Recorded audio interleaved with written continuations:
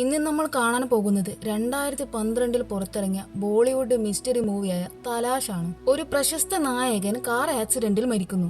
എന്നാൽ വെറുമൊരു ആക്സിഡന്റ് എന്ന രീതിയിലുള്ള കേസിന്റെ ഗതി പെട്ടെന്ന് മാറാൻ തുടങ്ങുന്നു. കേസ് അന്വേഷിച്ച പോലീസുകാരാണെങ്കിൽ ആകെ മൊത്തം കുഴഞ്ഞു പോകുന്നു. അവസാനം ഒരു ട്വിസ്റ്റും നമ്മളെ കാത്തിരിക്കുന്നുണ്ട്. അപ്പം ഞാൻ വലിച്ചു നീട്ടുന്നില്ല, നമുക്ക് കഥയിലേക്ക് പോകാം.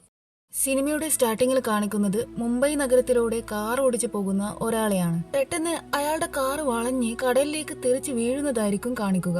അവിടുന്ന് കട്ടായിട്ട് പിന്നീട് കാണിക്കുന്നത് ആക്സിഡന്റ് നടന്ന സ്ഥലത്ത് പോലീസും ആളുകളും വളഞ്ഞതാണ്. ആ സമയത്ത് നമ്മളുടെ കഥാനായകനായ പോലീസ് ഇൻസ്പെക്ടർ സൂരി സംഭവം നടന്ന സ്ഥലത്തേക്ക് എത്തുന്നു. ശരിക്കും സംഭവം നടന്ന സ്ഥലത്ത് വേറെ ഒരു വണ്ടിയും അവിടെ ആ ഭാഗത്തുണ്ടായിരുന്നില്ല. പിന്നെ എങ്ങനെയാ ആ കാറ് തെറിച്ച് പെട്ടെന്ന് കടലിലേക്ക് പോയെന്ന് ആർക്കും മനസ്സിലാകുന്നില്ല. കാറിന് അങ്ങനെ പറയത്തക്ക കേടുപാടുകളൊന്നും ആക്സിഡന്റിന് മുമ്പ് ഉണ്ടായിരുന്നില്ല. പെർഫെക്റ്റ് കണ്ടീഷൻ ആയിരുന്നു. മരിച്ചത് വേറെ ആരുമല്ല, ബോളിവുഡ് താരം അർമാൻ കപൂർ ആണ്. കുടിച്ചിട്ടുമല്ല അർമാൻ വണ്ടി ഓടിച്ചതും. പിന്നെ എങ്ങനെ ഈ സംഭവം നടന്നു, ആര് ചെയ്തു എന്നൊന്നും ഇവർക്കൊരു പിടിയും കിട്ടില്ല. അങ്ങനെ ശേഷം മരിച്ചത് വലിയൊരു ആക്ടർ ആയതുകൊണ്ട് തന്നെ സംഭവങ്ങളൊക്കെ എല്ലാവരും അറിയുന്നു. കാര്യങ്ങൾ അറിഞ്ഞ അർമാന്റെ ഭാര്യ സോണിയ സൂര്യയോട് അർമാന്റെ ഡ്രൈവർ എവിടെ, അയാളും മരിച്ചോ എന്ന് ചോദിക്കുന്നു. അല്ല, അർമാൻ ഒറ്റക്കാണ് വണ്ടി ഓടിച്ചത്, വണ്ടിയിൽ വേറെ ആരും തന്നെ ഉണ്ടായിരുന്നില്ല. അപ്പൊ സോണിയ ഒറ്റയ്ക്കോ, അങ്ങനെ വരാൻ വഴിയില്ലല്ലോ. അല്ല, അർമാന്റെ സ്പോട്ട് ബോയ് യുവരാജോ, അവനും അർമാന്റെ കൂടെ ഉണ്ടായിരുന്നില്ലേ? അവനെപ്പോഴും അർമാന്റെ കൂടെ ഉണ്ടാകുന്നതാ. മാത്രമല്ല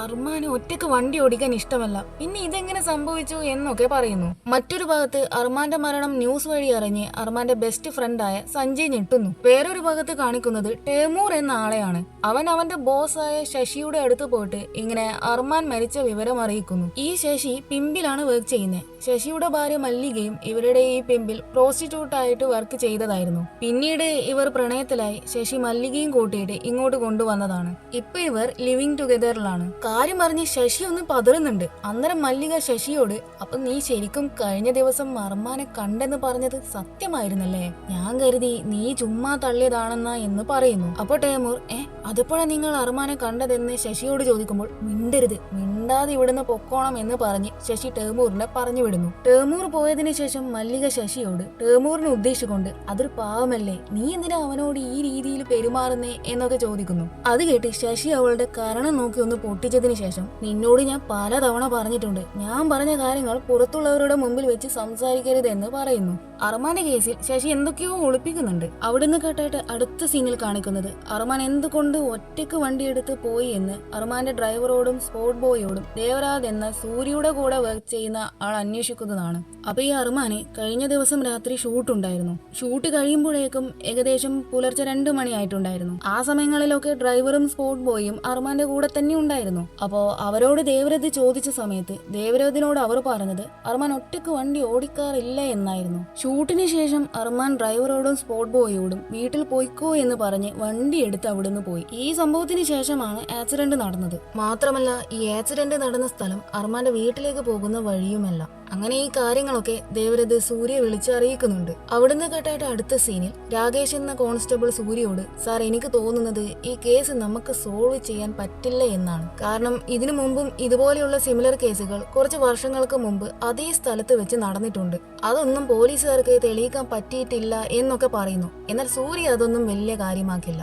അവിടുന്ന് കട്ടായിട്ട് അടുത്ത സീനിൽ ശശിയുടെ പിമ്പിൽ ക്ലയന്റിനെ കാണാൻ വേണ്ടി പോകാൻ അവിടുത്തെ ഗേൾസ് ഒരുങ്ങി നിൽക്കുന്നുണ്ട്. അപ്പൊ ആ കൂട്ടത്തിൽ നിർമ്മല എന്ന പ്രോസ്റ്റിറ്റ്യൂട്ടും ഉണ്ട്. അത് കണ്ട് ശശി നിർമ്മലയോട്, അല്ല നീ ഇതെവിടേക്കാ പോകുന്നേ? എന്റെ ക്ലയന്റിന് വേണ്ടുന്നത് ചെറിയ പെമ്പിളറെയാണ്, അല്ലാതെ നിന്നെ പോലെയുള്ള കിളവികളെ അല്ല എന്ന് പറഞ്ഞ് അവളെ അങ്ങ് ഒഴിവാക്കുന്നു. വേറൊരു കാര്യം എന്താണെന്ന് വെച്ചാൽ നമ്മുടെ ടേമൂറിന് നിർമ്മലയെ ഭയങ്കര ഇഷ്ടമാണ്. ശേഷം ശശി അവന്റെ ഗേൾസിനെയും കൂട്ടിയിട്ട് അവിടുന്ന് പോകുന്നു. അപ്പൊ ആ കൂട്ടത്തിൽ റോസി എന്നൊരു പെണ്ണും കൂടിയുണ്ട്. ശശിക്കാണെങ്കിൽ ഈ അർമാന്റെ മരണം കാരണം നല്ല ടെൻഷൻ ഉണ്ട്. ഈ പറഞ്ഞ റോസി ഇതൊക്കെ നോട്ട് ചെയ്യുന്നുണ്ട്. അവിടുന്ന് കേട്ടായിട്ട് അടുത്ത സീനിൽ കാണിക്കുന്നത് അന്ന് രാത്രി ശശി അവന്റെ വീട്ടിലുള്ള ഒരു ഗ്രീൻ ബാഗിൽ നിന്ന് കുറച്ച് പണം എടുത്ത് വേറൊരു ബാഗിലാക്കി എന്തൊക്കെയോ ഒളിപ്പിക്കുന്നത് പോലെ എവിടേക്കോ പോകാൻ പ്ലാൻ ഇടുന്നുണ്ട്. ആ സമയത്ത് ടേമൂർ അവിടെ വരുന്നു. അപ്പൊ ശശി ടേമൂറിനോട് ശശിക്ക് വേണ്ടി ഒരു പുതിയ സിം വാങ്ങിക്കാൻ ഏൽപ്പിച്ചിട്ടുണ്ടായിരുന്നു. അപ്പൊ ആ സിം കൊടുക്കാനാണ് ടേമൂർ ഇപ്പൊ വന്നത്.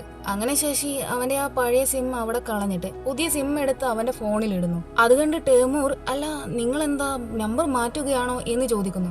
അത് കേട്ട് ശശി കുറച്ച് ദേഷ്യത്തോടെ, നീ അധികം ഇങ്ങോട്ട് ചോദ്യം ചെയ്യണ്ട, എന്നെ ചോദ്യം ചെയ്യാൻ നീ ആരാ, എന്റെ വക്കീലോ? ഞാൻ കുറച്ച് ദിവസത്തേക്ക് എന്റെ നാട്ടിലേക്ക് പോവുകയാണ്, ആരെങ്കിലും ചോദിച്ചാൽ ഇങ്ങനെ തന്നെ പറഞ്ഞാൽ മതി എന്ന് പറഞ്ഞ് ടേമൂറിനോട് അവിടുന്ന് പോകാൻ വേണ്ടി പറയുന്നു. ടേമൂറിന് ഇതൊക്കെ കേട്ടിട്ട് എന്തൊക്കെയോ സംശയങ്ങൾ വരുന്നുണ്ട്. ശേഷം ടേമൂർ ശശി വലിച്ചെറിഞ്ഞ ആ സിം കാർഡ് എടുത്തിട്ട് അവിടുന്ന് പോകുന്നു. അവിടുന്ന് കെട്ടിട്ട് പിന്നെ കാണിക്കുന്നത് സൂര്യയാണ്. സൂര്യക്കും അവന്റെ വൈഫ് രോഷ്നിക്കും കരൺ എന്ന പേരുള്ള ഒരു മകനുണ്ടായിരുന്നു. ഒരു ദിവസം സൂര്യയും രോഷ്നിയും അവരുടെ ഫ്രണ്ടും ഔട്ടിങ്ങിന് പോയ സമയത്ത് കരണും അവരുടെ ആ ഫ്രണ്ടിന്റെ കുട്ടിയും ബോട്ടിൽ കയറിയപ്പോൾ ബോട്ടങ്ങ് സ്ലിപ്പായിട്ട് വീണിട്ട് കരൺ മരിച്ചിട്ടുണ്ടായിരുന്നു. അവരുടെ ഫ്രണ്ടിന്റെ കുട്ടി രക്ഷപ്പെട്ടിട്ടുണ്ടായിരുന്നു. എന്നാൽ കരണിനെ രക്ഷിക്കാൻ സൂര്യക്ക് പറ്റിയിട്ടില്ല. കരണിന്റെ മരണശേഷം സൂര്യയും രോഷ്നിയും അതിന്റെ ട്രോമയിലാണ്. കൂടാതെ ആ മരണം അവരുടെ ആ ബന്ധത്തെ തന്നെ വിള്ളലുണ്ടാക്കി. ഒരുമിച്ച് ജീവിക്കുന്നുണ്ടെങ്കിലും ഇവർ രണ്ടുപേരും അധികം അങ്ങോട്ടും ഇങ്ങോട്ടും സംസാരിക്കാറില്ല. ഇപ്പോഴും സൂര്യയുടെ ഉള്ളിൽ അന്ന് ബോട്ട് ആക്സിഡന്റ് നടന്ന സമയത്ത് താനും തന്റെ മകന്റെ കൂടെ ഉണ്ടായിരുന്നെങ്കിൽ തന്റെ മകൻ മരിക്കില്ലായിരുന്നു, ഒന്ന് ശ്രദ്ധിച്ചിരുന്നെങ്കിൽ അവൻ ഇപ്പോഴും ജീവനോടെ ഉണ്ടാകുമായിരുന്നു എന്നുള്ള കുറ്റബോധമൊക്കെയുണ്ട്. അവിടുന്ന് കേട്ടിട്ട് അടുത്ത സീനിൽ കാണിക്കുന്നത് രോഷ്നിയെ പരിചയപ്പെടാൻ വേണ്ടിയിട്ട് അവളുടെ അതേ ബിൽഡിങ്ങിൽ താമസിക്കുന്ന ഫ്രെനി വരുന്നതാണ്. കയ്യിലൊരു പാൻ കേക്കൊക്കെ എടുത്തിട്ടാണ് ഫ്രെനി ഇവിടെ ഇപ്പം വന്നത്. എന്നിട്ട് നിനക്ക് എന്തെങ്കിലും സഹായം വേണമെങ്കിലും ആവശ്യമുണ്ടെങ്കിലും എന്നോട് പറഞ്ഞാൽ മതി, നിനക്കിപ്പോ ഇലക്ട്രീഷ്യന്റെയോ പ്ലംബറിന്റെയോ ആവശ്യമുണ്ടെങ്കിൽ എന്നെ അറിയിച്ചാൽ മതി, എന്റെ കയ്യിൽ അവരുടെ നമ്പറൊക്കെ ഉണ്ട് എന്ന് പറയുന്നു. എന്നിട്ട് പെട്ടെന്ന് എനിക്കൊരു ചായ കിട്ടിയാൽ കൊള്ളാമായിരുന്നു എന്നൊക്കെ പറയുന്നു. ഈ ലേഡിയുടെ പെരുമാറ്റം ആകെ മൊത്തം ഒരു പെക്യുലർ ആയിട്ടുള്ള രീതിയിലായിരുന്നു. നോർമലായിട്ട് സംസാരിക്കുന്നത് പോലെയല്ല സംസാരിക്കുന്നത്. ശേഷം രോഷ്നി അടുക്കളയിൽ കയറി ചായ വെക്കുന്ന സമയത്ത് ഫ്രെനി അവിടെ നിന്ന് എന്തൊക്കെയോ പരതുന്നുണ്ട്. അങ്ങനെ അവൾ പരതുന്നതിനിടയിൽ അവൾക്ക് കരണിന്റെ ഫോട്ടോ കിട്ടുന്നു. അങ്ങനെ ആ ഫോട്ടോ എടുത്തുകൊണ്ട്, ഓ അപ്പൊ നീയാണല്ലേ കരൺ എന്നൊക്കെ പറഞ്ഞ് ആ സ്ത്രീ എന്തൊക്കെയോ പിറുപിറുക്കുന്നുണ്ട്. അവിടുന്ന് കേട്ടിട്ട് അടുത്ത സീനിൽ സൂര്യ അർമാന്റെ വൈഫായ സോണിയുടെ വീട്ടിലേക്ക് പോകുന്നു. അവിടെ സഞ്ജയും ഉണ്ടാകും. അർമാൻ സൂയിസൈഡ് ചെയ്തതാണോ എന്നുള്ള രീതിയിൽ സൂര്യ ഈയിടെയായിട്ട് അർമാന് എന്തെങ്കിലും മാനസികമായ വിഷമങ്ങൾ ഉള്ളതായിട്ട് തോന്നിയിട്ടുണ്ടോ എന്നൊക്കെ ചോദിക്കുന്നു. അപ്പൊ സൂര്യ ചോദിച്ച് എവിടേക്കാ പോകുന്നതെന്ന് ഇവൾക്ക് മനസ്സിലാകുന്നുണ്ട്. അർമാൻ സൂയിസൈഡ് ചെയ്തതൊന്നുമല്ല, അല്ലെങ്കിൽ തന്നെ അവൻ അങ്ങനെ ചെയ്യേണ്ട കാര്യം എന്താണ്? നിങ്ങൾക്ക് അവന്റെ മരണത്തിന്റെ യഥാർത്ഥ കാരണം കണ്ടുപിടിക്കാൻ കഴിയാത്തത് കൊണ്ടാണ് ഇങ്ങനെയൊക്കെ സംസാരിക്കുന്നത്. ഇന്ന് രാവിലെ ഞങ്ങളുടെ അക്കൗണ്ടന്റ് വിളിച്ചിട്ട് അർമാൻ മരിക്കുന്നതിന് മുമ്പ് ഏതാണ്ട് 2.5 കോടിയോളം രൂപ അവർ അവന് കൈമാറിയിട്ടുണ്ടായിരുന്നു എന്ന് പറഞ്ഞു.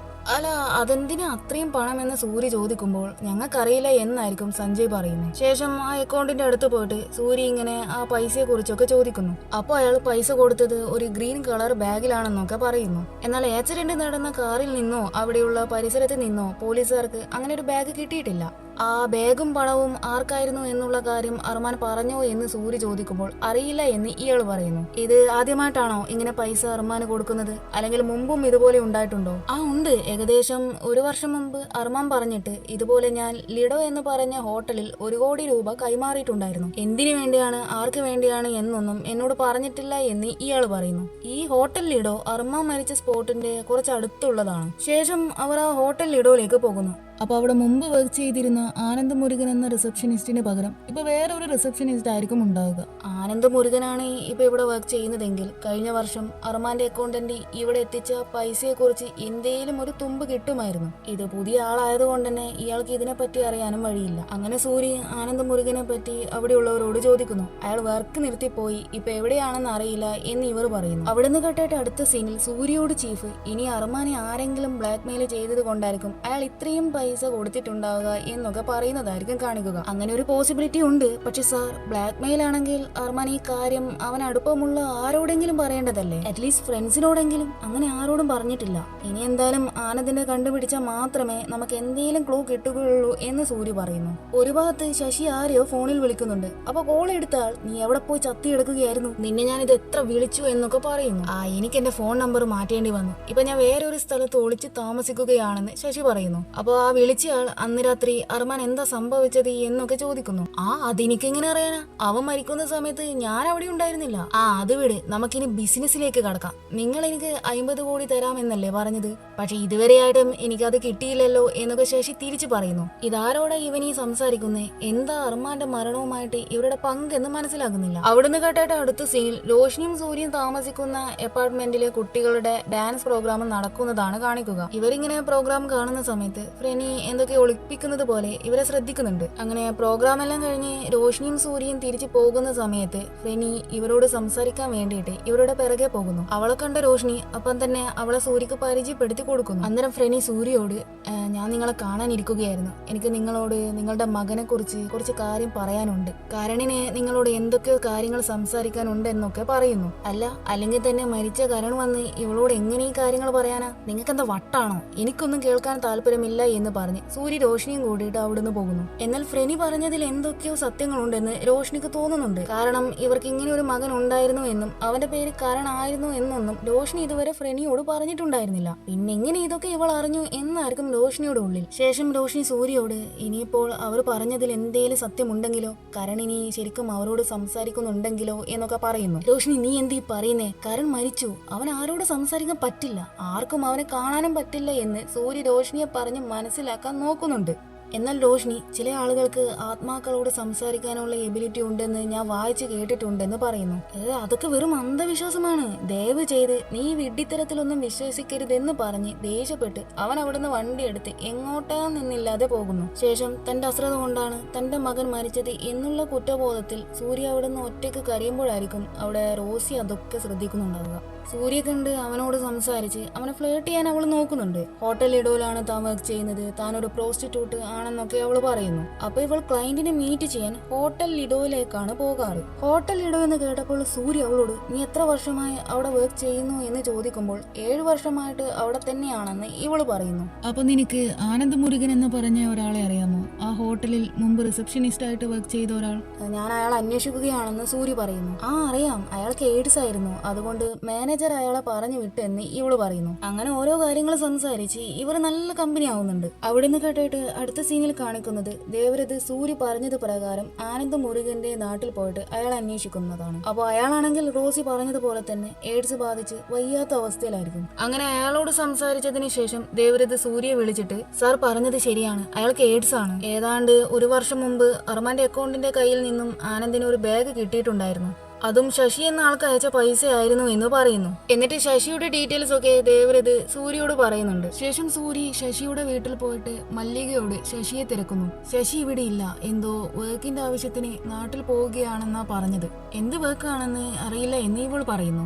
അല്ല, അവൻ എപ്പോഴാ തിരിച്ചു വരിക എന്ന് സൂര്യ ചോദിക്കുമ്പോൾ അറിയില്ല എന്നായിരിക്കും മല്ലിക പറയുക. അവൻ അർമാനെ പറ്റി എന്തെങ്കിലും നിന്നോട് പറഞ്ഞിട്ടുണ്ടായിരുന്നോ? ഇല്ല, അങ്ങനെയൊന്നും പറഞ്ഞിട്ടില്ല. അങ്ങനെ സൂര്യയും ടീമും ശശി അന്വേഷിച്ചിട്ട് അവന്റെ നാട്ടിലേക്ക് പോകുന്നു.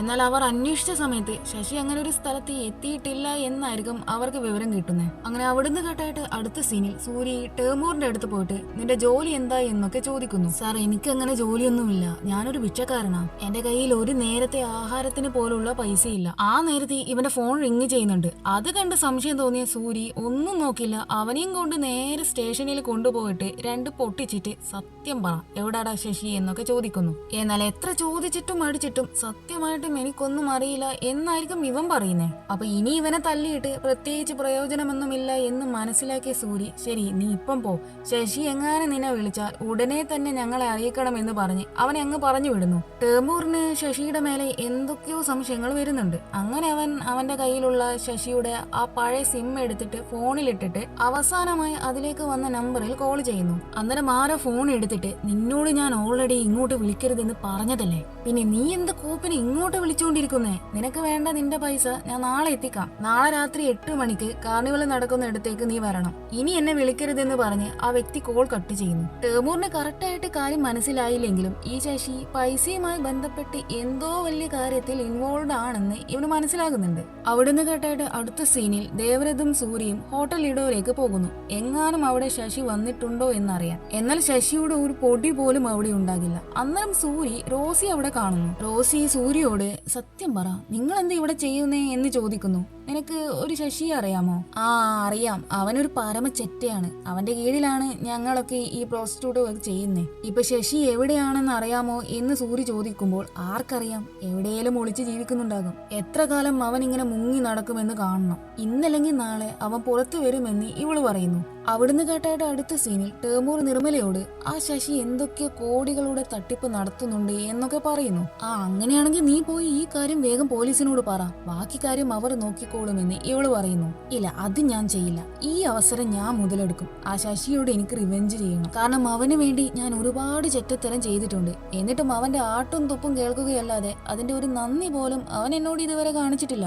ഞാൻ നിന്നോടൊരു കാര്യം ചോദിക്കട്ടെ? നാളെ ഞാൻ ഒരു പണക്കാരനായാൽ നീ എന്റെ കൂടെ വരുമോ? അപ്പൊ നിർമ്മല, അല്ല നിന്റെ തലയ്ക്ക് എന്തേലും പറ്റിയോ?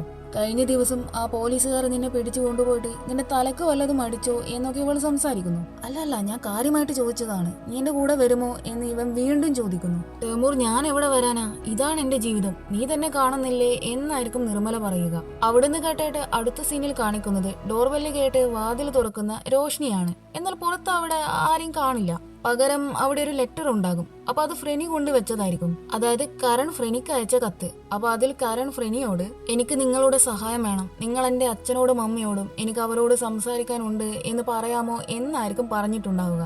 അതൊക്കെ കണ്ട് രോഷ്നിക്ക് കരൺ ഫ്രെനിയോട് സംസാരിച്ചിട്ടുണ്ട് എന്ന് ഏകദേശം ഉറപ്പാകുന്നു. ശേഷം രോഷ്നി ഒന്നും നോക്കില്ല, നേരെ ഫ്രെനിയുടെ അടുത്ത് പോകുന്നു. അവിടെയാണെങ്കിൽ ഫ്രെനി കരണിന്റെ ആത്മാവിനെ വിളിച്ചു വരുത്താൻ വേണ്ടിയുള്ള എല്ലാ സെറ്റപ്പും ചെയ്ത് റെഡിയാക്കി വെച്ചിട്ടുണ്ട്. രോഷ്നി ഇങ്ങോട്ട് വരുമെന്ന് ഇവൾക്ക് ഉറപ്പായിരുന്നു. ശേഷം ഇവൾ കരണിന്റെ ആത്മാവ് വരാൻ വേണ്ടി എന്തൊക്കെയോ മന്ത്രങ്ങൾ ഉരുവിടുന്നുണ്ട്. പെട്ടെന്ന് ഫ്രെനി തന്നെ അവിടെയുള്ള പേപ്പറിൽ എന്തൊക്കെയോ സ്വയം എഴുതുന്നുണ്ട്. അതായത് കരണിനെ രോഷ്നിയോട് പറയാൻ ആഗ്രഹിക്കുന്ന കാര്യങ്ങളാണ് ഇവൾ എഴുതുന്നേ. അപ്പൊ അതിൽ അമ്മ, ഞാൻ അമ്മയുടെ അടുത്ത് തന്നെയുണ്ട്, അച്ഛനോട് പറയണം, എനിക്ക് അച്ഛനോട് സംസാരിക്കാൻ ആഗ്രഹമുണ്ടെന്ന്. ഞാൻ കാരണം നിങ്ങൾ രണ്ടുപേരും വളരെ സങ്കടത്തിലാണെന്ന് എനിക്കറിയാം, ഞാൻ എപ്പോഴും നിങ്ങളുടെ കൂടെ തന്നെയുണ്ട് എന്നൊക്കെ ആയിരിക്കും. അതൊക്കെ കണ്ട് രോഷ്നിക്ക് തന്റെ മകന്റെ ആത്മാവ് എങ്ങും പോയിട്ടില്ല, തങ്ങളുടെ കൂടെ തന്നെയുണ്ടെന്ന് മനസ്സിലാകുന്നു. അവിടുന്ന് കേട്ടായിട്ട് പിന്നീട് കാണിക്കുന്നത് ശശിയുടെ ഡെഡ് ബോഡി കാർണിവൽ നടക്കുന്നിടത്ത് കിട്ടിയെന്ന് പറഞ്ഞിട്ട് പോലീസുകാർക്ക് കോൾ വരുന്നതാണ്. നോക്കുമ്പോ ശശിയെ ഏതോ ഒരു പ്രൊഫഷണൽ കില്ലർ 300 മീറ്റർ അകലെ നിന്ന് തലയ്ക്ക് ഷൂട്ട് ചെയ്ത് കൊന്നതാണ്. മരിക്കുന്ന സമയത്ത് ശശിയുടെ കയ്യിൽ ഒരു ബാഗും അതിന്റെ അകത്ത് കുറച്ച് പൈസയും ഉണ്ടായിരുന്നു. ഇവിടെ ശശിയുടെ കോളനിയിൽ ഈ ശശി മരിച്ച വിവരമൊക്കെ എല്ലാവരും അറിയുന്നു. അപ്പൊ ടേമൂറിന് പൈസയുമായി ബന്ധപ്പെട്ട് എന്തോ ഒരു വലിയ ഡീലിലാണ് ശശി ചെന്ന് പെട്ടതെന്ന് മനസ്സിലാകുന്നുണ്ട്. ശേഷം അവൻ ഒന്നും നോക്കില്ല, പിമ്പിലുള്ള കുറച്ച് ആളുകളെയും കൂട്ടിയിട്ട് ശശിയുടെ വീട്ടിൽ പോയിട്ട് മല്ലികയോട് മാഡം നിന്നെ വിളിക്കുന്നുണ്ടെന്ന് പറയുന്നു. അപ്പൊ ഈ പറഞ്ഞ മാഡമാണ് ആ പിമ്പ് നടത്തി കൊണ്ടുപോകുന്നേ. ആ സ്ത്രീക്ക് വേണ്ടത്ര പൈസ കൊടുത്തിട്ടാണല്ലോ ശശി എന്നെ ഇങ്ങോട്ടേക്ക് കൂട്ടിക്കൊണ്ടുവന്നത്, പിന്നെന്തിനാ അവർ എന്നെ വീണ്ടും വിളിക്കുന്നേ എന്ന് മല്ലിക ചോദിക്കുന്നു. എന്നാൽ അതൊന്നും മൈൻഡ് ചെയ്യാതെ ടേമൂറിന്റെ കൂടെയുള്ളവർ അവളെയും കൂട്ടിയിട്ട് അവിടുന്ന് പോകുന്നു. ആ സമയം ടേമൂർ ശശിയുടെ റൂമിൽ കയറിയിട്ട് എന്തേലും പൈസയോ മറ്റോ ഉണ്ടോ എന്ന് നോക്കുന്നു. പക്ഷേ അവന് പൈസക്ക് പകരം ഒരു CD ആയിരിക്കും കിട്ടുക. ശേഷം അവൻ അത് പ്ലേ ചെയ്ത് നോക്കുന്നു. അപ്പോൾ അതിൽ ഹോട്ടലിനിടയിൽ നിന്ന് അർമാനും പിന്നെ മറ്റാരൊക്കെ നടന്നു പോകുന്ന ഫൂട്ടേജ് ഒക്കെ ആയിരിക്കും ഉണ്ടാവുക. കൂടെ റോസിയുമുണ്ട്. അപ്പോഴായിരിക്കും ടേമൂറിന് പാസ്റ്റിലെ ചില കാര്യങ്ങൾ ഓർമ്മ വരിക. എന്താണെന്ന് വെച്ചാൽ ടേമൂർ ശശിക്ക് വേണ്ടി ഒരു ഡോക്ടറിനെയും വിളിച്ചിട്ട് അവന്റെ വീട്ടിലേക്ക് പോകുന്നു. കാരണം ഏതോ ഒരു പെണ്ണിന് എന്തോ ഒരു അപകടം പറ്റിയിട്ടുണ്ട്. ശരിക്കും എന്താണ് എങ്ങനെയാണ് സംഭവം എന്നൊന്നും ടേമൂറിന് അറിയില്ല. ആ സംഭവം കണ്ടതുകൊണ്ട് തന്നെ ശശി അവനോട് ഈ കാര്യം ആരോടെങ്കിലും പറഞ്ഞാൽ കൊന്നു കളയുമെന്ന് പറഞ്ഞ് ഭീഷണിപ്പെടുത്തിയിട്ടുണ്ടായിരുന്നു. അപ്പൊ ഇവൻ അതൊക്കെ ഇങ്ങനെ ഓർക്കുകയാണ്. അവിടുന്ന് കേട്ടിട്ട് അടുത്ത സീനിൽ സൂരി സോണിയുടെ അടുത്ത് പോയിട്ട് അർമാൻ ഇങ്ങനെ 20 ലക്ഷം രൂപ ക്യാഷ് ആയിട്ടാണ് ശശിക്ക് കൊടുത്തിട്ടുള്ളത്. അപ്പൊ ഈ കാര്യം എന്തായാലും ഇൻകം ടാക്സിനെ അറിയിക്കേണ്ടതല്ലേ എന്ന് പറയുന്നു. അല്ല, അർമാൻ ഈ ശശിയുമായിട്ട് എങ്ങനെ പരിചയം, അവനെന്തിനാ ശശിക്ക് പൈസ കൊടുക്കുന്നേ എന്നൊക്കെ സോണി ചോദിക്കുമ്പോൾ അതിനെപ്പറ്റി ഒന്നും അറിയില്ല എന്ന് സൂര്യ പറയുന്നു. ആ സമയത്ത് സഞ്ജയ്ക്ക് ടേമൂറിന്റെ കോള് വരുന്നു. ടേമൂർ നേരത്തെ ശശിയുടെ സിമ്മിൽ നിന്ന് നേരത്തെ ഒരാളെ വിളിച്ചിട്ടുണ്ടായിരുന്നില്ലേ, അത് ശരിക്കും ഈ സഞ്ജയുടെ നമ്പർ ആയിരുന്നു. അല്ല, നിങ്ങൾക്ക് ശശി ഓർമ്മയുണ്ടോ? നിങ്ങളല്ലേ കാർണിവൽ നടക്കുന്നിടത്ത് ശശിയെ വിളിപ്പിച്ചിട്ട് അവനെ അങ്ങ് കൊന്നു കളഞ്ഞത് എന്നൊക്കെ ടേമൂർ ചോദിക്കുന്നു. അത് കേട്ട് ഞാനിപ്പോ ഒരു മീറ്റിംഗിലാണ്, പിന്നെ തിരിച്ച് വിളിക്കാമെന്ന് സഞ്ജയ് പറയുന്നു. ഓക്കെ, ഞാൻ നിന്നെ 1 മണിക്കൂർ കഴിഞ്ഞ് വിളിക്കും. വിളിച്ചിട്ട് കോൾ എടുത്തില്ലെങ്കിൽ നിനക്കുള്ള പണി ഞാൻ തരുമെന്ന് പറഞ്ഞ് ടേമൂർ അങ്ങ് കോള് കട്ട് ചെയ്യുന്നു. അപ്പൊ ടേമൂറിന്റെ തൊട്ടടുത്ത് റോസിയുമുണ്ട്. അപ്പൊ ഈ ശശിക്കും സഞ്ജയ്ക്കും ഇടയിലെ പ്രശ്നത്തെ പറ്റിയൊക്കെ റോസിക്ക് എന്തൊക്കെയോ അറിയാം. അങ്ങനെ അവിടുന്ന് കേട്ടായിട്ട് പിന്നീട് 1 മണിക്കൂർ കഴിഞ്ഞ് ടേമൂർ വീണ്ടും സഞ്ജയ് വിളിച്ചിട്ട് 5 ലക്ഷം രൂപ വേണമെന്ന് ആവശ്യപ്പെടുന്നു. ഞാൻ എന്തിന് നിനക്ക് പൈസ തരണമെന്ന് സഞ്ജയ് ചോദിക്കുമ്പോൾ നീയല്ലേ ആ ശശിയെ കൊന്നത്, അത് മറച്ചു വെക്കാൻ വേണ്ടിയാണ് നീ എനിക്ക് പൈസ തരേണ്ടത്, പൈസ തന്നില്ലെങ്കിൽ ഞാൻ എല്ലാം പോയി പോലീസിനോട് പറയുമെന്ന് ഇവൻ പറയുന്നു. അങ്ങനെ അവിടുന്ന് കേട്ടായിട്ട് അടുത്ത സീനിൽ കാണിക്കുന്നത് സൂര്യ അവന്റെ വീട്ടിലേക്ക് വരുന്നത് കണ്ട് രോഷ്നി ഇന്ന് നീ നേരത്തെ വന്നല്ലോ, നമുക്ക് ഇന്നൊരു സിനിമക്ക് പോയാലോ എന്നൊക്കെ ചോദിക്കുന്നു. പെട്ടെന്നുള്ള രോഷിനിയുടെ സ്വഭാവ മാറ്റം കണ്ട് മകൻ മരിച്ചതിന്റെ സങ്കടത്തിൽ നിന്ന് അവൾ പുറത്തു വന്നെന്ന് സൂര്യക്ക് തോന്നുന്നുണ്ട്. അപ്പൊ രോഷിനിയോട് ഇപ്പോൾ ഉള്ള പെരുമാറ്റത്തിന്റെ കാരണം കരൺ തന്റെ അടുത്തുള്ളതായിട്ട് രോഷിനിക്ക് അറിയാം. അവൾ കരണിനോട് ഫ്രെനി വഴി ഇപ്പൊ സംസാരിക്കാറുണ്ട്. എന്നാൽ സൂര്യയോട് ഇവർ ഇതുവരെയായിട്ടും ഈ കാര്യം പറഞ്ഞിട്ടില്ല. അല്ലെങ്കിൽ തന്നെ എങ്ങനെ പറയും? പറഞ്ഞാൽ തന്നെ അവൻ വിശ്വസിക്കുകയുമില്ല. ശേഷം അവർ പടം കണ്ട് തിരിച്ചു വരുന്ന വഴി ഫ്രണ്ടിനെയും ഫ്രണ്ടിന്റെ ഹസ്ബൻഡിനെയും കാണുന്നു. അപ്പോ ഇതേ ഫ്രണ്ടിന്റെ മകൻ സമറിന്റെ കൂടെയാണ് കരൺ അന്ന് ബോട്ടിൽ പോയിട്ട് മുങ്ങി മരിച്ചത്. സമറിനെ എപ്പോഴെല്ലാം കാണുമ്പോഴും സൂര്യക്ക് കരണിനെയും ആ ഇൻസിഡന്റ് ഒക്കെ ഓർമ്മ വന്ന് ആകെ മൊത്തം വട്ടുപിടിക്കുന്നത് പോലെ തോന്നും. രോഷിനി അവരോട് നിങ്ങൾ ഫ്രീ ആണെങ്കിൽ ഒരു ദിവസം നമുക്ക് ഒരുമിച്ച് ഡിന്നറൊക്കെ കഴിച്ചാലോ എന്നൊക്കെ പറയുന്നു. അപ്പൊ ഇവർ അങ്ങനെയാണെങ്കിൽ ഈ ഫ്രൈഡേ ആയാലോ എന്ന് ചോദിക്കുന്നു. എന്നാൽ സൂര്യക്ക് അതിനോടൊന്നും വലിയ താല്പര്യമുണ്ടാകില്ല. ഇല്ല, ഈ ആഴ്ച മുഴുവനും ബിസി ആയിരിക്കുമെന്ന് ഇവൻ കള്ളം പറയുന്നു. എന്നാൽ സൂര്യ അങ്ങനെ പറഞ്ഞതിന്റെ കാരണം രോഷിനിക്ക് മനസ്സിലാകുന്നുണ്ട്. ശേഷം തിരിച്ചു വരുന്ന വഴി രോഷിനി അവനോട് നീ എന്തിനാ അവരോട് അങ്ങനെയൊക്കെ സംസാരിച്ചത്? അവർക്ക് എന്തായാലും വിഷമമായിട്ടുണ്ടാകുമെന്ന് പറയുന്നു.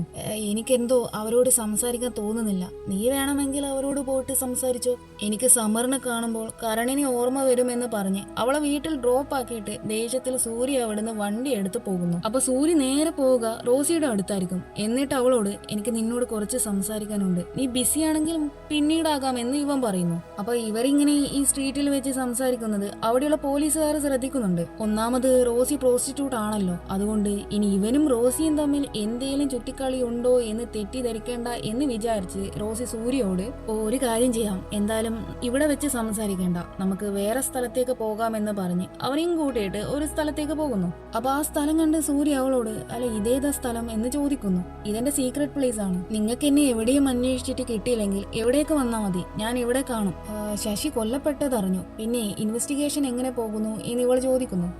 അവൻ മരിച്ചു, എനിക്കാണെങ്കിൽ കേസിൽ ഒരു തുമ്പും കിട്ടുന്നില്ല. ഞാൻ നിന്നോടൊരു കാര്യം ചോദിക്കട്ടെ, ശശി എപ്പോഴെങ്കിലും അയാളുടെ ക്ലയന്റ് എന്ന നിലയിൽ അർമാനെ നിന്നെ കൊണ്ട് മീറ്റ് ചെയ്യിപ്പിച്ചിട്ടുണ്ടായിരുന്നോ? ഇല്ല, പക്ഷേ അർമാന്റെ ഒരു ഫ്രണ്ട് നിഖിൽ, അവൻ എന്റെ ക്ലയന്റ് ആയിരുന്നു. കൂടാതെ വേറെ ഒരുത്തനും കൂടി എനിക്കറിയാം, സഞ്ജയ് എന്നാണോ അയാളുടെ പേരെന്ന് ഇവൻ ചോദിക്കുമ്പോൾ പേരറിയില്ല, പക്ഷേ ആളെ കണ്ടാൽ അറിയാമെന്ന് ഇവള് പറയുന്നു. നീ ശരിക്കും ഇങ്ങനെ ഒരു സാഹചര്യത്തിൽ ജീവിക്കേണ്ടവളല്ല, നിനക്ക് വേറെ എവിടെയെങ്കിലും പോയി വേറെ ജോലി ചെയ്ത് ജീവിച്ചൂടെ? നിനക്ക് എന്ത് ഹെൽപ്പ് വേണമെങ്കിലും ഞാൻ ചെയ്തു തരാം. ഇല്ല, അതിന് വേണ്ട സമയമായിട്ടില്ല, എനിക്ക് കുറച്ച് കാര്യങ്ങൾ കൂടി ചെയ്ത് തീർക്കാനുണ്ട് എന്നായിരിക്കും റോസി മറുപടി പറയുക. അവിടുന്ന് കേട്ടായിട്ട് അടുത്ത സീനിൽ കാണിക്കുന്നത് സൂരി റോസി ഇന്നലെ പറഞ്ഞ നിഖിലിന്റെ വീട്ടിൽ അവനെ കാണാൻ വേണ്ടി പോകുന്നതാണ്. അവിടെ നിഖിലിന്റെ അച്ഛനും അമ്മയുമായിരിക്കും ഉണ്ടാവുക. നിഖിലിന്റെ കാര്യം എടുക്കുകയാണെങ്കിൽ അവനെ അർമ്മ മരിച്ച അതേ സ്ഥലത്ത് വെച്ച് മുമ്പൊരു ആക്സിഡന്റ് പറ്റിയിട്ടുണ്ടായിരുന്നു. എന്നാൽ അവൻ മരിച്ചിട്ടുണ്ടായിരുന്നില്ല, പകരം ശരീരം തളർന്ന് കിടപ്പിലായിരുന്നു. ഒന്ന് സംസാരിക്കാൻ പോലും അവന് പറ്റില്ല. നിഖിലിന് സംസാരിക്കാൻ പറ്റില്ല എന്ന് മനസ്സിലാക്കി സൂരി അതോടെ അവിടുന്ന് പോകുന്നു. അവിടുന്ന് കേട്ടിട്ട് അടുത്ത സീനിൽ സഞ്ജയ് ടേബൂറിനെ വിളിച്ചിട്ട് എനിക്ക് നിന്നെ ഒന്ന് കാണണമെന്ന് പറയുന്നു. നീ എന്താ ഞാൻ വെറും മണ്ടനാണെന്ന് വിചാരിച്ചോ? നീ ആ ശശിയെ കൊന്നതുപോലെ നൈസായിട്ട് എന്നെയും കൊല്ലുമെന്ന് എനിക്ക് നന്നായി അറിയാമെന്ന് ഇവൻ പറയുമ്പോ ശശിയെ കൊന്നത് ഞാനല്ല. ശരിയാ, ഞാൻ ശശിയെ കാണാൻ പോയിരുന്നു, പക്ഷെ അവനെ കൊന്നതിന്റെ പിന്നിൽ ഞാനല്ല. അല്ലെങ്കിൽ തന്നെ ഞാൻ എന്തിനു അവനെ കൊല്ലണം? നീ എന്നെ കാണാൻ വരുന്നുണ്ടെങ്കിൽ വാ, ഞാൻ നിനക്ക് പൈസ എത്തിക്കാം. സ്ഥലവും സമയമൊക്കെ നീ തീരുമാനിക്കുന്നത് പോലെ എന്ന് സഞ്ജയ് പറയുന്നു. അവിടുന്ന് കേട്ടായിട്ട് അടുത്ത സീനിൽ സൂരി ദേവരഥിനെയും കൂട്ടിയിട്ട് ഡിന്നറിന് വേണ്ടി വീട്ടിലേക്ക് പോകുന്നു. പക്ഷേ രോഷിനി അവിടെ എവിടെയും ഉണ്ടാകില്ല. അവളെ ഫോണിൽ വിളിച്ചിട്ടാണെങ്കിൽ കിട്ടുകയുമില്ല. അങ്ങനെ സൂര്യ അടുക്കളയിൽ കയറി നോക്കുമ്പോൾ രോഷിനി ഫ്രിഡ്ജിന്റെ പുറത്ത് ഞാൻ എന്റെ ഫ്രണ്ട് മീരയുടെ കൂടെ സിനിമക്ക് പോവുകയാണെന്ന് പറഞ്ഞ് എഴുതിയ ഒരു സ്റ്റിക്കി നോട്ട് കാണുന്നു. ശേഷം സൂര്യ മീരയെ വിളിച്ചിട്ട് രോഷിനിക്കൊന്ന് ഫോണ് കൊടുക്കാമോ, അവളെ വിളിച്ചിട്ടാണെങ്കിൽ കിട്ടുന്നില്ല എന്ന് പറയുന്നു. അപ്പൊ മീര രോഷിനി തന്റെ കൂടെ ഇല്ലല്ലോ എന്ന് തിരിച്ചു പറയുന്നു. അത് കേട്ട് സൂര്യക്ക് രോഷിനി കള്ളം പറഞ്ഞതാണെന്ന്, ചിലപ്പോൾ അവൾ ആ ഫ്രെനിയുടെ അടുത്തായിരിക്കും ഉണ്ടാവുക എന്ന് മനസ്സിലാകുന്നു. അങ്ങനെ അവൻ നേരെ ഫ്രെനിയുടെ അപ്പാർട്ട്മെന്റിലേക്ക് പോകുന്നു. ഫ്രെനിയുടെ അപ്പാർട്ട്മെന്റിൽ എത്തിയ സൂര്യ കാണുന്നത് ഫ്രെനിയും രോഷിനിയും കൂടെ ഒരു മേശയ്ക്ക് ചുറ്റും ഇരുന്ന് കരണിനെ വിളിക്കുന്നതാണ്. സൂര്യക്ക് അത് കേട്ട് കലി വരുന്നുണ്ട്. അവൻ രോഷിനിയോട് നിനക്കെന്താ ഭ്രാന്തായോ? കരൺ മരിച്ച ആൾക്ക് ഒരിക്കലും നമ്മളോട് സംസാരിക്കാൻ പറ്റില്ല എന്നൊക്കെ പറയുന്നു. എന്നിട്ട് ഫ്രെനിയോട് നിങ്ങൾക്ക് അവനോട് സംസാരിക്കാൻ പറ്റുമെങ്കിൽ അവനോട് എന്റെ മുമ്പിൽ വരാൻ പറ, എനിക്ക് അവനെ കാണണമെന്ന് ഇവൻ പറയുന്നു. അതെനിക്ക് പറ്റില്ല, ട്രാപ്പിഡ് ആയിട്ടുള്ള ആത്മാക്കൾക്ക് മാത്രമേ മനുഷ്യരൂപത്തിൽ പ്രത്യക്ഷപ്പെടാൻ പറ്റുകയുള്ളൂ. പക്ഷേ കരണിന്റെ കാര്യം അങ്ങനെയല്ല, അവൻ അവൻ ആഫ്റ്റർ ലൈഫിലേക്ക് പോയെന്ന് ഫ്രെനി പറയുന്നു. എന്നാൽ അതൊന്നും ഇവൻ വിശ്വസിക്കില്ല. അവൻ റോഷിനിയെ പിടിച്ചു വലിച്ചുകൊണ്ട് വാ നമുക്ക് പോകാമെന്ന് പറഞ്ഞ് അവളെയും കൂട്ടിയിട്ട് പോകുമ്പോൾ ഫ്രെനി അവനോട് സൂരി, നമുക്ക് എക്സ്പ്ലെയിൻ ചെയ്യാൻ പറ്റാത്ത ഒരുപാട് കാര്യങ്ങൾ ഈ ലോകത്ത് നടക്കുന്നുണ്ട്. എന്റെ ഹസ്ബൻഡ് മരിച്ച സമയത്ത് ഞാൻ വല്ലാത്ത ഡിപ്രസ്ഡ് ആയിരുന്നു. എന്നാൽ കുറച്ച് ദിവസത്തിന് ശേഷം അദ്ദേഹത്തിന്റെ ആത്മാവ് എന്നോട് കമ്മ്യൂണിക്കേറ്റ് ചെയ്യാൻ തുടങ്ങി. ഈ ഡിസ്റ്റർബ്ഡ് ആയിട്ടുള്ള ആത്മാക്കളൊക്കെ ഏതൊക്കെ മനുഷ്യന്മാരാണോ സങ്കടപ്പെട്ട് ജീവിക്കുന്നത് അവരുമായിട്ട് അട്രാക്റ്റഡ് ആകും. അതുവഴി അവരുമായിട്ട് കമ്മ്യൂണിക്കേറ്റ് ചെയ്യാൻ പറ്റുമെന്നൊക്കെ പറയുന്നു. എന്നാൽ സൂര്യ അതൊന്നും കേട്ട ഭാവം പോലും നടിക്കില്ല. ശേഷം പോകുന്ന വഴി സൂര്യ അവളോട് നീ എന്നോട് എന്തുകൊണ്ട് ഈ കാര്യങ്ങളൊക്കെ മറച്ചു വെച്ചു എന്നൊക്കെ ചോദിക്കുന്നു. ഞാൻ എന്തിനു നിന്നോട് പറയണം? നീ എന്നോട് മര്യാദയ്ക്ക് സംസാരിക്കാറുണ്ടോ? വീട്ടിൽ വരുന്നത് തന്നെ ലേറ്റ് ആയിട്ടാണ് എന്നൊക്കെ പറയുന്നു. റോഷിനി, നീ ചുമ്മാ വിഷയം മാറ്റാൻ നോക്കണ്ട. നീ ഇങ്ങനത്തെ കാര്യങ്ങളിലൊക്കെയാണ് വിശ്വസിക്കുന്നത്. ഒന്നില്ലെങ്കിലും നീ എഡ്യൂക്കേറ്റഡ് അല്ലേ? എന്നിട്ടും എങ്ങനെയാ എന്ന് ഇവൻ ചോദിക്കുമ്പോൾ എനിക്കറിയില്ല, ബട്ട് ഫ്രെനി പറഞ്ഞ പല കാര്യങ്ങളും കരണിന് മാത്രം അറിയുന്നതാണ്. അപ്പൊ പിന്നെ ഞാൻ എങ്ങനെ വിശ്വസിക്കാതിരിക്കും? അവനോട് സംസാരിക്കുന്നതിൽ ഞാൻ ഹാപ്പിയാണ്. സൂര്യ, അവന് നിന്നോടും എന്തൊക്കെയോ കാര്യങ്ങൾ സംസാരിക്കാനുണ്ടെന്ന് റോഷിനി പറയുന്നു. എന്നാൽ ഇവൻ അതൊന്നും കാര്യമാക്കാതെ നിന്നെ എത്രയും പെട്ടെന്ന് ഒരു ഡോക്ടറിനെ കാണിക്കണം. നിന്റെ തലക്ക് കാര്യമായിട്ട് എന്തോ പറ്റിയിട്ടുണ്ടെന്ന് പറയുന്നു. എനിക്കൊരു ഡോക്ടറിനെയും കാണേണ്ട ആവശ്യമില്ല. അതുപോലെ എനിക്ക് നിന്നോട് കുറച്ച് കാര്യങ്ങൾ ചോദിക്കാനുണ്ട്. ഇത്ര നേരമായിട്ട് നീ ഇതെവിടെയായിരുന്നു? ഇത് ഇന്ന് മാത്രമല്ല, എല്ലാ രാത്രിയിലും നീ ഇതെവിടെയൊക്കെ പോകുന്നേ? എന്തായാലും നീ വർക്കിനല്ല പോകുന്നതെന്ന് എനിക്ക് നന്നായിട്ട് അറിയാം. എനിക്കറിയില്ല നീ എവിടെയൊക്കെ ആരെ കാണാനാ പോകുന്നതെന്ന്. പക്ഷെ നീ എന്താണോ ചെയ്യുന്നത് അതിൽ നീ ഹാപ്പി ആകുന്നുണ്ട്. അതുകൊണ്ട് എന്തുകൊണ്ട് എനിക്ക് ഹാപ്പി ആകുന്ന കാര്യങ്ങൾ എനിക്ക് ചെയ്തുകൂടാ എന്ന് പറഞ്ഞ് അവൾ അവിടുന്ന് പോകുന്നു. അതൊക്കെ കേട്ട് സങ്കടം വന്ന സൂരി റോസിയെ കാണാൻ വേണ്ടിട്ട് അവൾ അന്ന് അവനെ കൂട്ടിപ്പോയ ആ സ്ഥലത്തേക്ക് പോകുന്നു. അവനെ കണ്ട റോസി, അല്ല നിങ്ങൾ എന്താ ഇവിടെ ചെയ്യുന്നതെന്ന് ചോദിക്കുമ്പോൾ എനിക്കെന്തോ നിന്നെ കാണാൻ തോന്നി, ഞാൻ വല്ലാത്ത വിഷമത്തിലാണെന്ന് ഇവൻ പറയുന്നു. അതോടെ വാ എന്ന് പറഞ്ഞ് അവനെയും കൂട്ടിയിട്ട് റോസി നേരെ ഹോട്ടൽ ഇഡോയിലേക്ക് പോകുന്നു. അപ്പൊ സൂരി, ഞാൻ നിന്നെ കാണാൻ വന്നെന്ന് വിചാരിച്ച് നീ എന്നെ തെറ്റിദ്ധരിക്കരുത് എന്നൊക്കെ പറയുന്നു. ശേഷം റോഷിനിയും അവനും തമ്മിലുള്ള പ്രശ്നങ്ങളും കരണിന്റെ കാര്യങ്ങളും ഒക്കെ പറയുന്നുണ്ട്. എന്നിട്ട് നിനക്ക് ഇവിടുന്ന് എവിടെയും മാറി പുതിയൊരു ജീവിതം തുടങ്ങിക്കൂടെ എന്നൊക്കെ ഇവൻ ചോദിക്കുന്നു. അത് പറയുന്ന അത്ര എളുപ്പമല്ല. നിങ്ങൾ എനിക്കൊരു ഹെൽപ്പ് ചെയ്യാമോ? ശശിയുടെ ഗേൾഫ്രണ്ട് ആ മല്ലികയില്ലേ, അവളിപ്പോ ആ പിമ്പിൽ പിടിച്ചു വെച്ചിട്ടാണുള്ളത്. എങ്ങനെയും അവളെ ഒന്ന് രക്ഷിക്കണമെന്ന് പറയുന്നു. കാരണം റോസിയും ഈ മല്ലികയും നല്ല ഫ്രണ്ട്സ് ആയിരുന്നു മുമ്പ്. അതുകൊണ്ടാണ് അവൾ ഈ ഹെൽപ്പ് ചോദിക്കുന്നത് തന്നെ. അവിടുന്ന് കേട്ടായിട്ട് അടുത്ത സീനിൽ അങ്ങനെ പിറ്റേ ദിവസം സൂര്യ ആ പിമ്പിൽ പോകുന്നതാണ് കാണിക്കുക. എന്നിട്ട് അവിടുത്തെ ആ ലേഡി ബോസിനോട് മല്ലികയെ വിളിക്കാൻ വേണ്ടി പറയുന്നു. അപ്പൊ അവർ എന്തിനാ? മല്ലികയൊന്നും കാണാൻ പറ്റില്ല എന്ന് പറയുന്നു. മര്യാദയ്ക്ക് അവളെ വിളിച്ചു, ഇല്ലെങ്കിൽ ഞാൻ വരുന്നത് വാറന്റുമായിട്ടായിരിക്കും. പിന്നെ നിന്റെ ഈ വൃത്തികെട്ട കച്ചവടം ഞാനങ്ങ് പൂട്ടിക്കുമെന്ന് ഇവ ഭീഷണിപ്പെടുത്തുന്നു. അങ്ങനെ അത് കേട്ട് ആ സ്ത്രീ ഒന്ന് പതറുന്നുണ്ട്. ശേഷം മല്ലികയെ വിളിക്കുന്നു. അങ്ങനെ അവളെ സൂരി അവിടെ അടുത്തുള്ള ഒരു ഹോസ്റ്റലിൽ താമസിപ്പിക്കുന്നു. അപ്പൊ അവൾ സൂര്യയോട്, ശരിക്കും ഞാനന്ന് നിങ്ങളോട് കള്ളം പറഞ്ഞതായിരുന്നു. ശശിക്ക് ശരിക്കും അർമാനെ അറിയാം. അർമാൻ മരിക്കുന്നതിന്റെ തലേ ദിവസം ശശി അർമാനെ കണ്ടിട്ടുണ്ടായിരുന്നു. എന്തിനു വേണ്ടിയാ മീറ്റ് ചെയ്തതെന്നൊന്നും എനിക്കറിയില്ല. നിങ്ങൾ ആദ്യം പോയി പിടിക്കേണ്ടത് ആ ടേമൂറിനെയാണ്. എന്നിട്ട് ടേമൂറാണ് ഇവളെ പിടിച്ചു വലിച്ച് എഗൈൻ ആ പിമ്പിൽ കൊണ്ടുപോയതെന്നും ടേമൂർ വീട്ടിൽ കയറിയിട്ട് അവരുടെ വീട് മൊത്തം മരിച്ച് പെറുക്കിയതുമൊക്കെ പറയുന്നു. അവിടുന്ന് കേട്ടായിട്ട് അടുത്ത സീനിൽ കാണിക്കുന്നത് ടേമൂർ സഞ്ജയോട് നാളെ രാവിലെ ഒറ്റയ്ക്ക് റെയിൽവേ സ്റ്റേഷനിൽ പണവുമായി വരണമെന്ന് പറയുന്നതാണ്. ശേഷം ടേമൂർ നിർമ്മലയുടെ അടുത്ത് പോയിട്ട് എനിക്ക് നിന്റെ ഒരു ഹെൽപ്പ് വേണം. എനിക്കിപ്പോ ആരെയും വിശ്വസിക്കാൻ പറ്റില്ല. സഞ്ജയ് തരുന്ന പൈസ ഞാൻ നിന്നെ ഏൽപ്പിക്കും. അഥവാ പിന്നീട് നീ എന്നെ കണ്ടില്ലേല് ആ പൈസയുമായി നീ എവിടാന്ന് വെച്ചാ പോയി രക്ഷപ്പെട്ടോ എന്ന് പറയുന്നു. അങ്ങനെ അവിടുന്ന് കേട്ടായിട്ട് അടുത്ത സീനിൽ കാണിക്കുന്നത് പിറ്റേ ദിവസം സഞ്ജയ് പൈസയുമായിട്ട് റെയിൽവേ സ്റ്റേഷനിൽ എത്തുന്നതാണ്. അന്നേരം ടേമൂർ സഞ്ജയ് വിളിച്ചിട്ട് അവിടെ കുറച്ച് അടുത്തായിട്ട് ഒരു റെസ്റ്റ് റൂം ഉണ്ട്. അതിന്റെ സിങ്കിന്റെ താഴെയായിട്ട് ഒരു ബ്ലൂ ബാഗ് ഇരിപ്പുണ്ട്. നിങ്ങൾ കൊണ്ടുവന്ന പൈസ അതിൽ വെച്ചിട്ട് നേരെ പ്ലാറ്റ്ഫോം 4ലേക്ക് വാ. ഏകദേശം 5 മിനിറ്റിനുള്ളിൽ ഒരു ട്രെയിൻ വരും, അതിലേക്ക് കയറണം എന്ന് പറയുന്നു. അങ്ങനെ ടേമൂർ പറഞ്ഞതുപോലെ സഞ്ജയ് അവന് പൈസ ഏൽപ്പിക്കുന്നു. പക്ഷേ സഞ്ജയ് മാത്രമല്ല, അവന്റെ കൂടെ അവന്റെ ആളുകളും ഉണ്ട് ടേമൂറിനെ പിടിക്കാൻ. അവർ അങ്ങനെ ടേമൂറിനെ പിടിക്കാൻ ഓടുന്നു. ടേമൂർ എങ്ങനെയോ ഒരു വിധം ഓടി അവന്റെ കയ്യിലുള്ള ആ പൈസ അവന്മാർ കാണാതെ നിർമ്മലയെ ഏൽപ്പിച്ചിട്ട് അവിടുന്ന് ഓടുന്നു. സഞ്ജയുടെ ആളുകൾ ടേമൂറിന്റെ കയ്യിൽ പണം ഉണ്ടെന്ന് കരുതി അവനെ വിടാതെ പിന്തുടരുന്നുണ്ട്. അവസാനം ഒരു ചേസിനൊടുവിൽ അവന്മാർ ഇവനെ പിടികൂടി അടിച്ച് അച്ചാറാക്കുന്നുണ്ട്. ആ സമയം സഞ്ജയ് വിളിച്ചിട്ട് അവന്മാരോട് ടേമൂറിനെ കൊല്ലാൻ വേണ്ടി പറയുന്നു. അങ്ങനെ അവർ ടേമൂറിനെ ഷൂട്ട് ചെയ്തിട്ട് അവിടുന്ന് ഓടുകയാണ്. അവർ പോയതിനു ശേഷം ഉണ്ടാകും റോസി ടേമൂറിന്റെ അടുത്തേക്ക് വരുന്നു. റോസിയെ കണ്ട് പേടിച്ചുകൊണ്ട് ടേമൂർ ഞാനൊന്നും ചെയ്തിട്ടില്ല പറ്റില്ല എന്ന് പറഞ്ഞ് പേടിച്ച് പിറകോട്ടേക്കായിട്ട് പോകുന്നു. അങ്ങനെ ശ്രദ്ധ തെറ്റി അവൻ ആ ബിൽഡിങ്ങിന്റെ മണ്ടയെന്ന് താഴെ വീഴുന്നു. സ്പോട്ടിൽ തന്നെ മരിക്കുന്നുണ്ട്.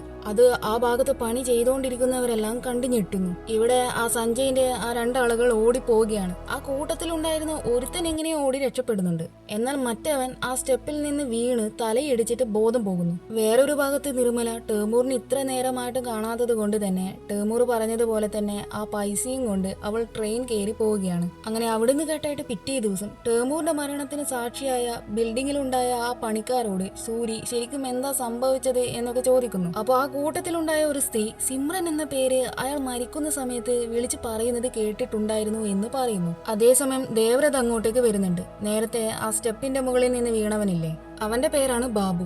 അപ്പൊ ഈ ബാബുവിന് ബോധം വന്നിട്ടുണ്ടെന്ന് പറയുന്നു. അന്നേരം സൂരി ഈ ടേമൂർ മരിക്കുന്ന സമയം സിമ്രൻ എന്ന പേര് പറഞ്ഞതായിട്ട് ആ സ്ത്രീ പറഞ്ഞു. എത്രയും പെട്ടെന്ന് അവളെ കണ്ടുപിടിക്കണമെന്ന് പറയുന്നു. ശേഷം സൂരി ഹോസ്പിറ്റലിൽ പോയിട്ട് ബാബുവിനോട് ചോദിക്കേണ്ടതെല്ലാം ചോദിക്കുന്നുണ്ട്. എന്നാൽ അവൻ എത്ര ചോദിച്ചിട്ടും സത്യം പറയില്ല. മര്യാദയ്ക്ക് സത്യം പറഞ്ഞു, ഇല്ലെങ്കിൽ ടേമൂറിനെ കൊന്നത് നീയാണെന്ന് ഞാൻ വരുത്തി തീർക്കും, എന്നിട്ട് നിനക്ക് ഞാൻ തൂക്കുകയറ് വാങ്ങിത്തരും. അത് കേട്ട് പേടിച്ചുകൊണ്ട് ഇവൻ സഞ്ജയ് പറഞ്ഞിട്ടാണ് ഇതെല്ലാം ചെയ്തതെന്ന് പറയുന്നു. അങ്ങനെ അവിടുന്ന് കേട്ടായിട്ട് അടുത്ത സീനിൽ ദേവ്രത് ആ പെമ്പിൽ പോയിട്ട് ഈ സിമ്രനെ പറ്റി അന്വേഷിക്കുന്നുണ്ട്. എന്നാൽ അങ്ങനെ ഒരു വ്യക്തി നിലവിൽ അവിടെ ഇല്ല, മുമ്പ് അവിടെ ഉണ്ടായിരുന്നു, ഇപ്പൊ എവിടെയാണെന്ന് അറിയില്ല എന്ന വിവരമായിരിക്കും അവന് കിട്ടുക. അങ്ങനെ അവിടുന്ന് കേട്ടായിട്ട് അടുത്ത സീനിൽ സൂര്യ അവന്റെ ഫോഴ്സിനെയും കൂട്ടിയിട്ട് നേരെ സഞ്ജയുടെ വീട്ടിൽ പോയിട്ട് ശശിയെയും ടേമൂറിനെയും കൊന്നതിന്റെ പേരിൽ അറസ്റ്റ് ചെയ്യാൻ നോക്കുന്നുണ്ട്.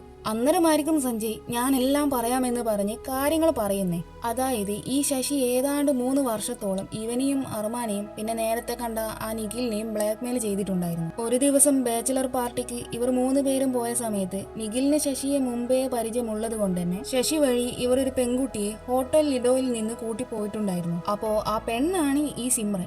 ഈ സിമ്രനാണ് നമ്മൾ ഇത്ര നേരം കണ്ട റോസി. ഇവർ സിമ്രനെയും കൂട്ടി പോകുന്ന വഴിയിൽ നിഖിൽ അവളോട് മോശമായിട്ട് പെരുമാറി. അതേസമയം സിമ്രൻ ഇരുന്ന ഭാഗത്തെ കാറിന്റെ ഡോർ ചെറുതായിട്ട് ഓപ്പൺ ആയിട്ടുണ്ട്. അത് പ്രോപ്പറായിട്ട് ലോക്ക് ചെയ്യാത്തത് കൊണ്ട് തന്നെ സിമ്രനും നിഖിലും തെറിച്ച് റോഡിൽ വീഴുന്നു. ശേഷം അർമാനും സഞ്ജയും പേടിച്ചിട്ട് സിമ്രനെ രക്ഷപ്പെടുത്താതെ നിഖിലിനെ മാത്രം കാറിൽ കയറ്റിയിട്ട് അവിടുന്ന് രക്ഷപ്പെട്ടു.